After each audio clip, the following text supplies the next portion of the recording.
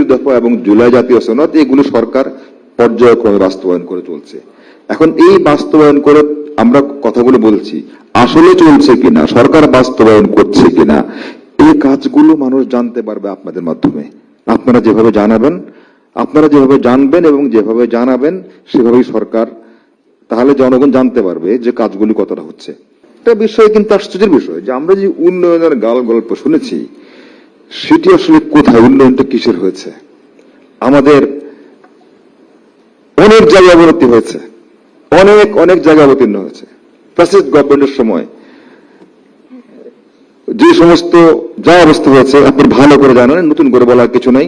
আমাদের অনেক জায়গায় অবনতি হয়েছে, সবচেয়ে বেশি অবনতি হয়েছে আমাদের, অবনতি হয়েছে এখন পর্যন্ত আমরা দেখেন বাংলাদেশের যে ধর্মীয়, সামাজিক, পারিবারিক মূল্যবোধ, এই জায়গাগুলোতে আমাদের মারাত্মক অবনতি ঘটেছে, অবক্ষয় ঘটেছে। মূল্যবোধের যে অবক্ষয়, এটা আমাদের অন্যান্য সকল অর্জনকে ম্লান করে দিচ্ছে।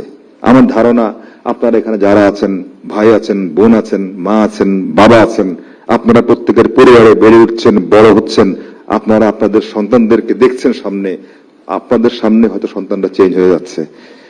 এটা সত্যি যে সোশ্যাল মিডিয়ার একটা নেতিবাচক প্রভাব হয়তো আছে, কিন্তু সোশ্যাল মিডিয়ার নেতিবাচক প্রভাব আছে বলেই আমরা যারা বড় হয়েছি, আমরা যারা বাবা হয়েছি, মা হয়েছি, আমরা যারা বড় ভাই হয়েছি, আমাদের সম্ভবত নাগরিক হিসেবে দায়িত্ব আরো বেড়েছে।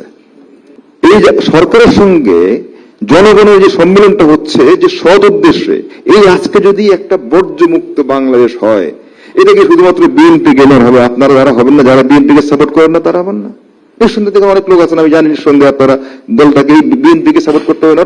মাননীয় প্রধানমন্ত্রী বলছেন তো যে আপনি যাকে ইচ্ছা, উনি তো স্পষ্ট বার্তা দিয়েছেন সংবাদ কর্মীদের উদ্দেশ্যে, এই বার্তা যারা জনপ্রশাসনে রয়েছেন বার্তা, যারা সমাজে রয়েছেন সবার জন্য একটা বার্তা, সেটি হচ্ছে আপনারা যার যা হচ্ছে যে দল করেন, কিন্তু আমরা দেশের জন্য কাজ করছি, সমৃদ্ধ বাংলাদেশ গঠনের জন্য কাজ করছি। এই গঠন করার জন্য আপনাদের সহযোগিতা চাই। আর আপনার যে বিশেষ করে প্রশাসনে যারা আছেন এবং আপনাদের সংবাদকর্মী যারা আছেন, আপনাদের জন্য এটা হতে পারে যে আপনার যদি কোনো বক্তব্য থেকে থাকে, যদি সমর্থন থেকে থাকে, আসুন সেটা আমরা ভোটের বাক্সে আমাদের সেটা প্রতিফলন ঘটাই। আপনি প্রতিফলন ভোটের বাক্সে ঘটান, আপনি যদি কাউকে না কাউকে সাপোর্ট করতে পারেন, আপনি সেটা ঘটান। মাননীয় প্রধানমন্ত্রী আর একটা জিনিস দেখেছেন কিনা, এটি হচ্ছে গুণগত রাজনৈতিক পরিবর্তনের অংশ। সেটি হচ্ছে আগে আমরা দেখেছি, সে সংসদীয় হোক কিংবা আমার সংবাদ সম্মেলনী হোক কিংবা জনসভায় হোক, 5 মিনিট, 7 মিনিট, 10 মিনিট বন্দনা। তাহলে খেয়াল করে দেখেন, প্রত্যেকে যদি শুধুমাত্র বন্দনা করা হয়, তাহলে কি অবস্থা হবে দেশের?